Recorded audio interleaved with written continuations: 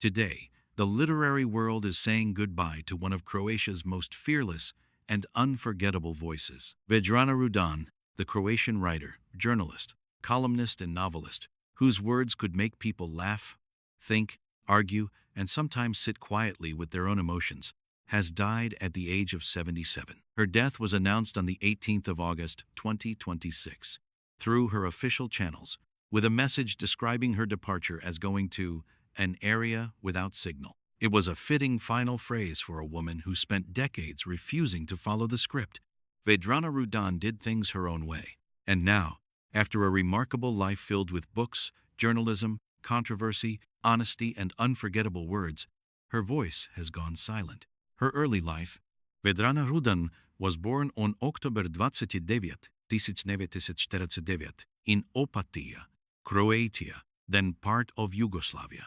She later studied at the Teacher Training College in Rijeka, graduating in Croatian and German. Before becoming a celebrated novelist, Rudan worked in several different fields. She was a teacher, tourist guide, and journalist, eventually writing for major Croatian publications and working in radio. Her career was never exactly predictable. She was outspoken, independent, and willing to challenge powerful people. In 1996, she lost her position at Radio Rijeka after criticizing Croatian President Franjo Tudman.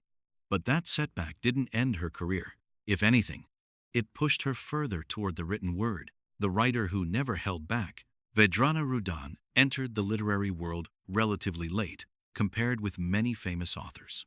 Her first novel, Uho Gro Noj, was published in 2002, and right away, readers noticed something different. Her writing was direct, rough, bold, sometimes funny, sometimes uncomfortable, but always unmistakably hers. She wrote about relationships, family, women, aging, politics, poverty, loneliness, and the messy realities of everyday life. Her second book, Ljubav na poslednji pogled, followed in 2003 and drew heavily on experiences from her first marriage. Over the years, she published numerous books, including Da Bog da te majka rodila, Zašto psujem muškarac u gru, Život bez krpelja, Ples oko sunca, Puding od vanilje, Doživotna robija, and Umrijeti bez stresa. Her work was translated into other languages, and some of her writing was adapted for the stage. Her blog and public voice. Rudan was not only a novelist, she was also a major public commentator. From 2010 to 2015, she wrote her widely read blog, Kako umrijeti bez stresa, or How to Die Without Stress. The blog became another platform for her strong opinions about society, politics, and everyday life. Her writing often divided audiences. Some readers loved her honesty. Others strongly disagreed with her. But one thing was almost impossible to deny. Vedrana Rudan knew how to get people talking. She never seemed interested in being invisible. Family and personal life. Behind the public figure was also a mother, wife, and private person. Rudan was married to lawyer Ljubiša Draguljević. She had 2 children from her first marriage, a son named Slaven and a daughter named Aja. Her personal experiences became an important part of her literary work. She openly discussed difficult relationships, family tensions, aging, and other deeply personal subjects. Rather than pretending life was perfect, she turned complicated experiences into stories that connected with readers. Her final health battle. The final chapter of Vedrana Rudan's life was shaped by a serious illness. In 2024, she publicly announced that she had cancer. By March 2025, she revealed that she was battling an aggressive cancer of the bile ducts and spoke openly about her condition and treatment. Reports later described the illness as having spread after surgery.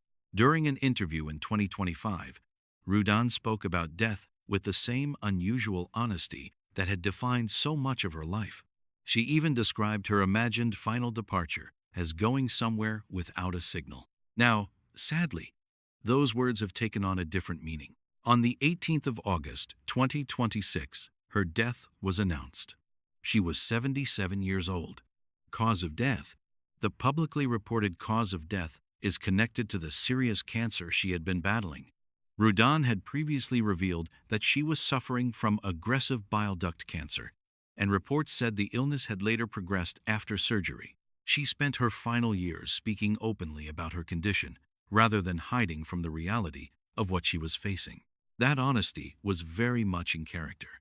Even during one of the hardest periods of her life, she remained Vedrana Rudan direct, fearless, and unwilling to pretend. Her legacy, Vedrana Rudan leaves behind much more than a list of novels.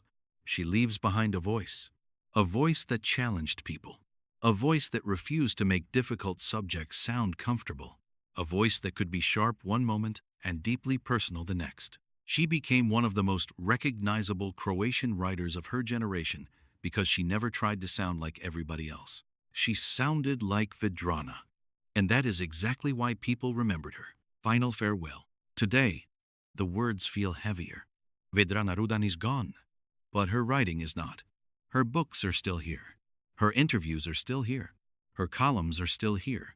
And the people who were moved, challenged, or inspired by her work are still here. She spent a lifetime putting difficult truths into words. She made people laugh. She made people uncomfortable.